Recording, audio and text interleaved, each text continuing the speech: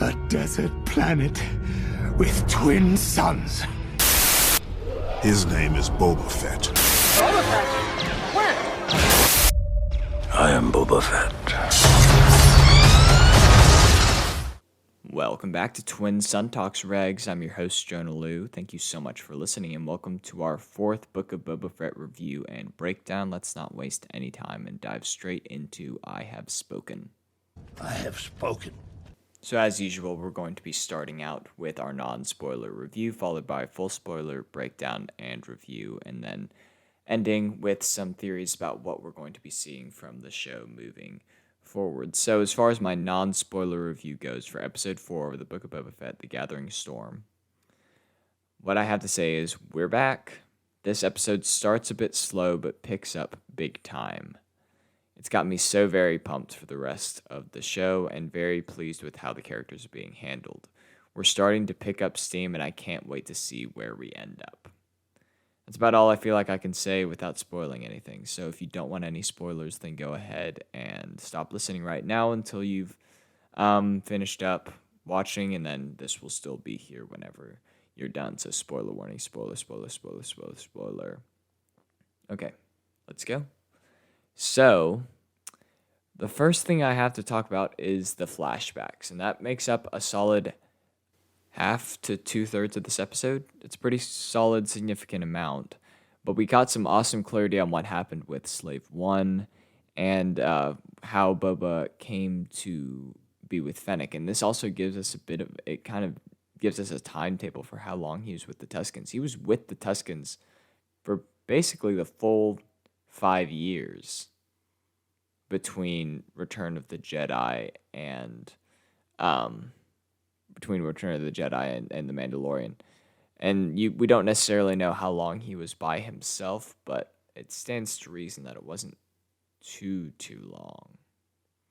So anyways, that was rather interesting. We also got some nice insight into the existing connection between Boba and the Power Rangers. We see him take Fennec to it's almost like a tattoo shop, but for cybernetic enhancements, and that's how he saves her.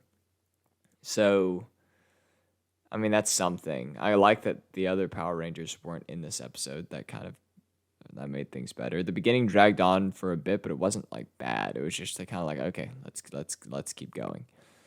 But it was really awesome to see Boba literally annihilate the Speeder Gang. That whole sequence with them breaking into Jabba's palace Bib Fortuna's palace was pretty cool. Could have done with or without it, but it was awesome to see him back behind the gun of the Slave One. Also, there's like a little bunny droid. It makes a couple appearances in this episode, but it's called the Bunny Bot, colloquially by the Lucasfilm animation department. And we've only really seen those in the Clone Wars. And so to see that brought to live action was pretty awesome. He's a little guy that kind of scampers around the kitchen, and Boba's trying to get him and stuff.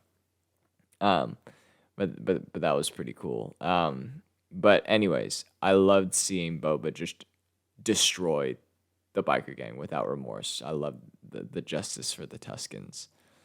And insight into why Boba wants to be a crime lord makes me very excited for what's to come, because it's essentially like it's our turn for the bounty hunters.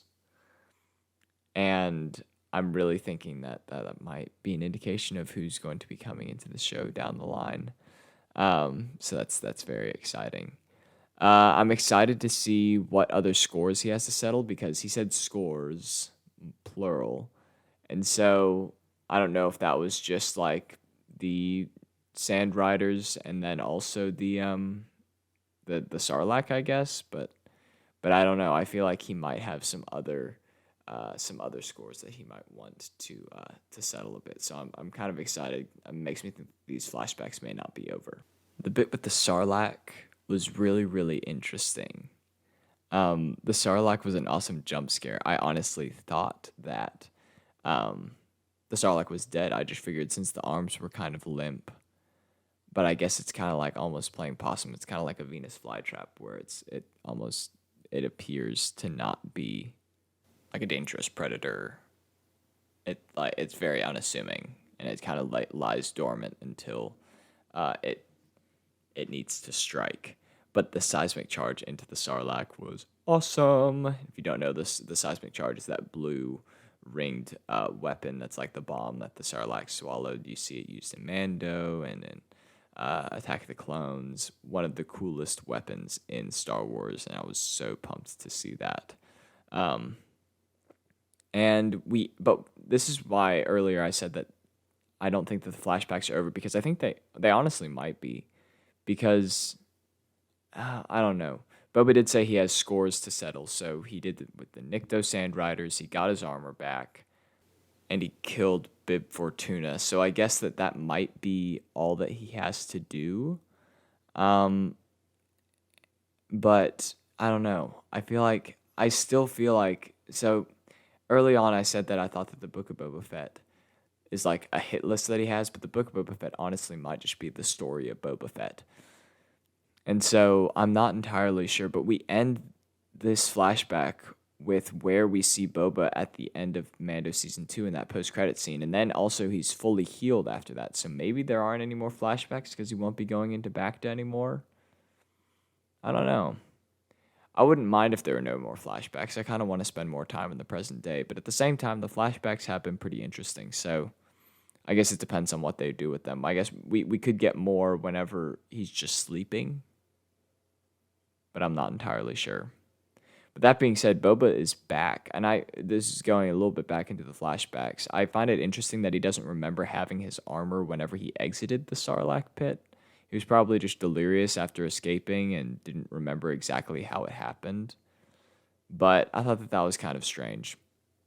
Also, his armor is officially Beskar, which is interesting and a bit of a head-scratcher due to the fact that he has a dent in it. Beskar is supposed to be pretty indestructible and undentable. So in the past, it's always been Durasteel. I don't know. Maybe we'll get a little more information. Maybe it's not pure Beskar, but at the same time, it is technically officially Beskar.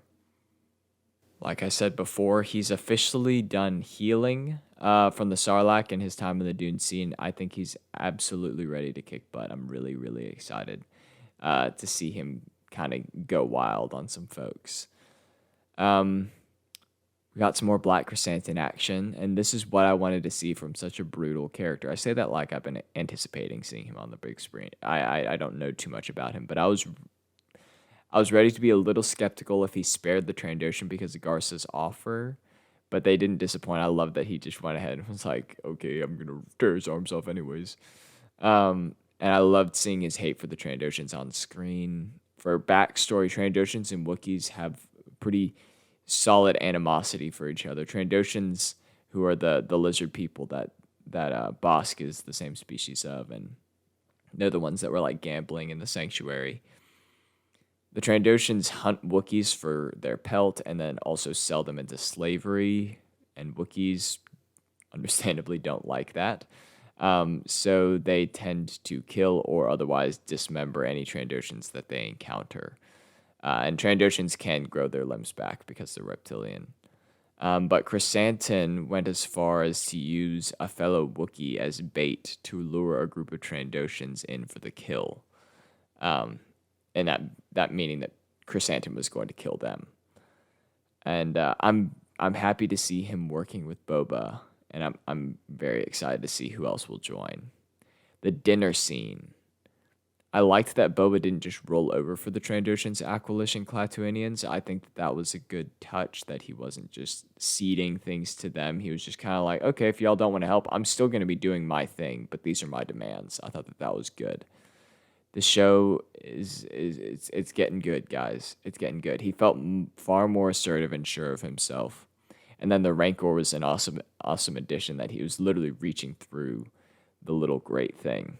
Like, that's wild, and I'm really excited to see more of that in his relationship with Boba, because we obviously see that he has a very deep connection with the creatures that he encounters, like with the Bantha. And so I'm really excited to see his relationship with the Rancor. And then at the very end, full disclosure, I'm coming off of some classes, and I was watching this in between those two classes because they're both in the same building. And I'm not entirely sure that I didn't go, oh, Mando, at the very end whenever I was watching it out loud. I don't know because there was no one around me, but I think I might have looking back on it. But we got the Mando theme at the very end, guys. And I don't know if y'all can hear it in my voice, but I'm smiling so big because I think Din is coming back, and I would assume Boba's old bounty hunting buddies are too. And I absolutely cannot wait to see what comes next. Because, I mean, like Fanny said, you can hire muscle. I'm so excited. I'm so excited.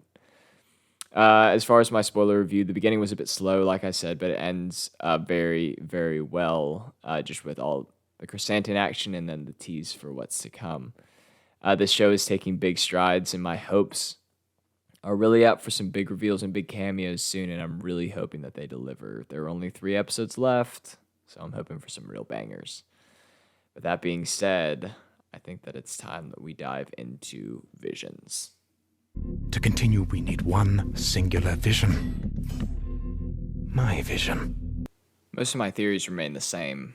I don't have too much new stuff necessarily, but like I said before, I think that more bounty hunters are coming because Boba said he's starting a family, and he kind of wants to do right by bounty hunters who have kind of been shafted in the past. And so he's done this sort of thing before with the Crate's Claw, where it's like a bounty hunters guild on a smaller scale, where it's like a bounty hunting team where they're able to take on bigger jobs because they have more of them to help out. And so I think that he's bringing in Din, the Mandalorian. I think that he's bringing in Embo, Dengar, Bosk. All the freaking gang is going to be back together. I'm really, really excited. I hope that that's what happens. I guess we'll see. I'm still hoping to see Hondo maybe. I think that there's a way that they could weave him in, especially since they kind of showed the weak ways a little bit. Working at Jabba's palace, they have the prosthetics for it. I could see Dave or John making that happen. I'm also hoping to see Boba go absolutely ballistic eventually. I think that we're getting there. We kind of saw that mercilessness whenever he was taking out the Sand Riders and everything, and so I'm really hoping to see that sort of side of Boba again, because he's been a very nice guy so far, and I'm kind of hoping to see him be a less nice guy. And I think, I think that he's been holding back a little bit, and I'm ready to see him go all out. But that being said, I don't have too much else to say. I'm really, really pleased with this episode and really excited to see where the show goes next. That being said, I don't have too much else to say.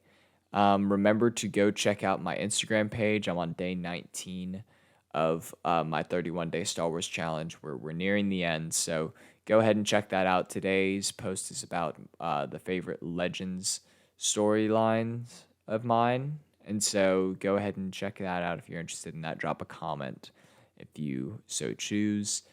And yeah, go ahead and follow me on Instagram.